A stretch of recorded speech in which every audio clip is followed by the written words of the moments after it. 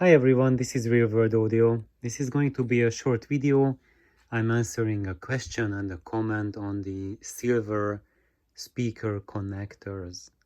So one comment was John's comment, John Svedas, and that he noticed that as you see there, let me get the light here better.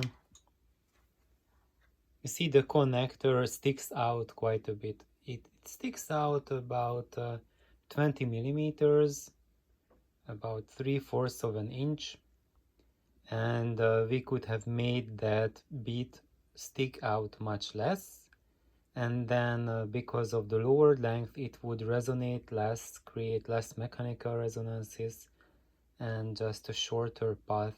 However, I had an ulterior motive to leave it that long, and one of my ulterior motives was this, so that I can add a capacitor across the connector terminals. This is me temporarily changing the crossover from first order to second order. So that was one of my motives. With the extra length of the connector, I can attach another device there if needed.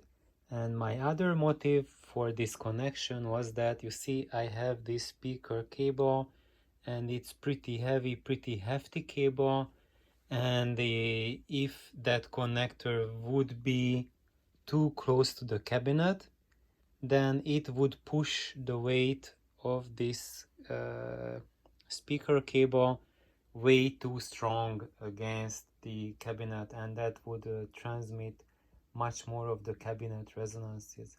So it was these two practical measurements that guided my choice for the length. But John's observation is correct. Try to keep the sticking out bit as short as possible. Use as little length for the connector as possible. So for example here, when we are looking at my crossover units, so you see, since then I have pinned it out a little bit. Maybe let's just put the light back to its place. It's close to midnight here, that's why the lack of lighting.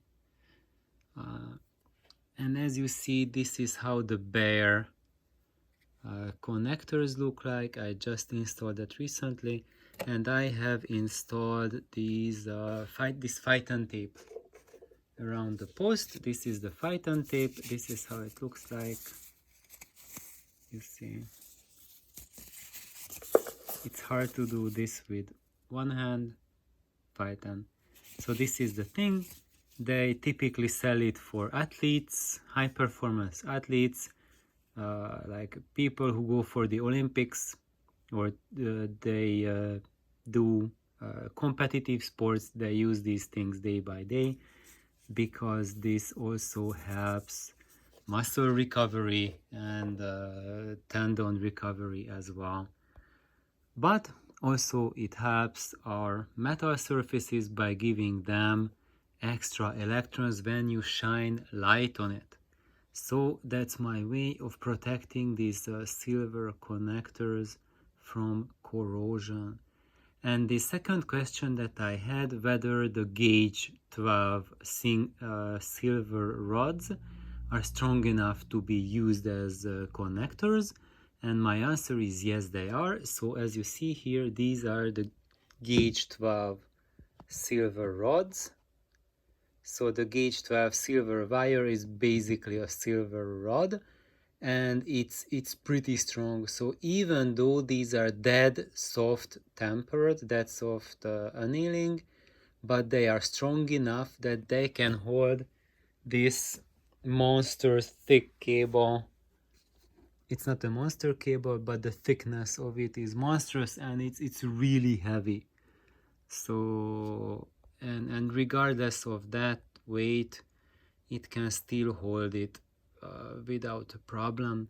Yet what I have done to make life easier, because if you let the whole weight of a very heavy speaker cable hang by the connection surface itself. That's not the best thing, because when there is tension across the metal, it creates tension within the domain structure of the metal as well, and you guessed that correctly. If there's stress in the metal, there will be stress in the sound as well, because the domains electron transmission will change from the stress. If you do not believe it, you don't have to, but you can make your own experiment. Just go to your loudspeaker and screw in the speaker binding post extremely tightly, as strong as you can, and then listen to it. If you have an amplifier that does not use error correction, then you will easily hear it, even if you are not an extreme golden ear.